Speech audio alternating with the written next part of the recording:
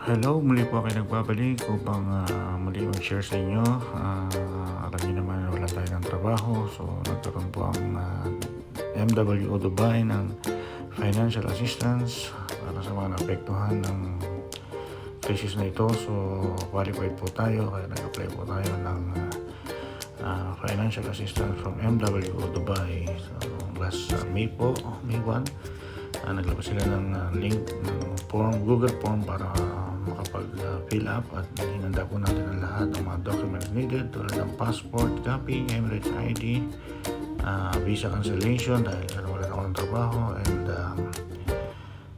yung RFA form na napilapan ko, at pati na rin ang proof of employment. So Emirates ID itong po ang ginamit ko at kailangan naka-ready lahat siya, so mapilapan nyo ng dire-diretso at maisabit agad dahil may allotted slot lang sila for that day, so mabilis din maubos, and so sabi nila within 3 days mag-update sila. At nung May 4 naka-receive tayo ng email na approve ang ating request.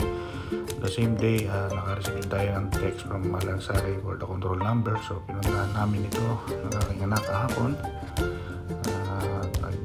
Lakad-lakad na rin kami papunta doon. Merong malapit na Lansari dito sa may amin, mga 10 to 15 minutes walk lang na nandun na.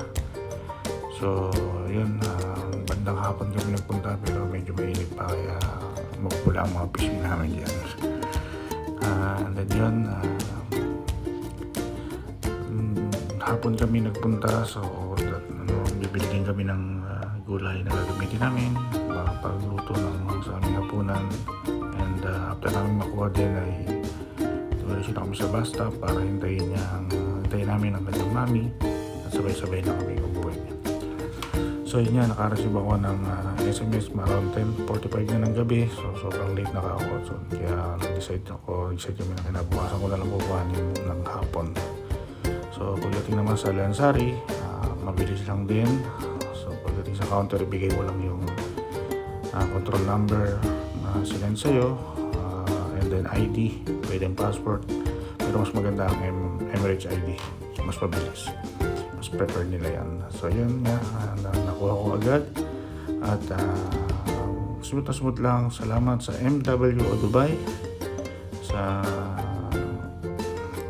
financial assistance nito, at maraming salamat din na lang sa akin. Yan lang po, salamat.